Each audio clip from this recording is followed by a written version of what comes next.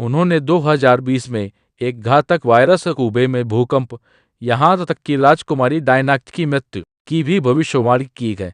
और अब वे कहती हैं कि जुलाई 2025 में एक बड़ी सुनामी आने वाली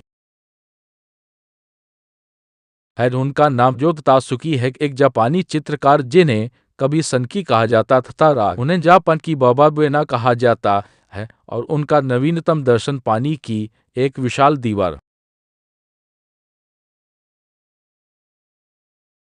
है जो 2011 की सुनामी से 3 गुना अधिक विनाशकारी है।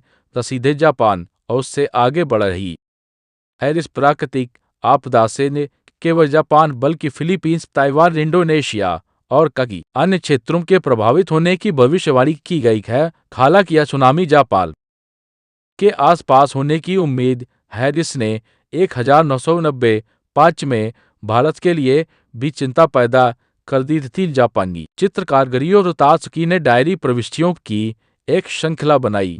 5 साल बाद 2020 में उनके लेखन के अनुसार यह सामने आएगा, अप्रैल के आसपास वायरस चरम पर होगा और अस्थायी रूप से कम होगा और फिर एक दशक बाद वापस आएगा। और उस समय उनकी भविष्यवाणियों को बड़े पैमाने पर नजरअंदाज कर दिया गया था, उन्हें महज सपने या अमूर्त विचार मानकर खारिज कर दिया गया था।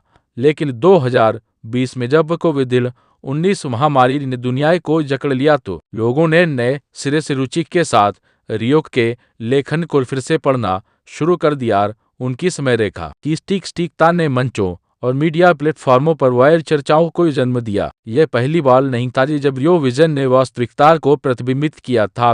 1991 में उन्होंने फ्रेडी मर्करी की मृत्यु की भविष्यवाणी की थी, जो कुछ महीने बाद AID-8 की जटिलताओं के कारण चल बसे। 1995 में उन्होंने एक विनाशकारी भूकंप का सपना देखा। त्रासदी जो सच हुई 6-0 से अधिक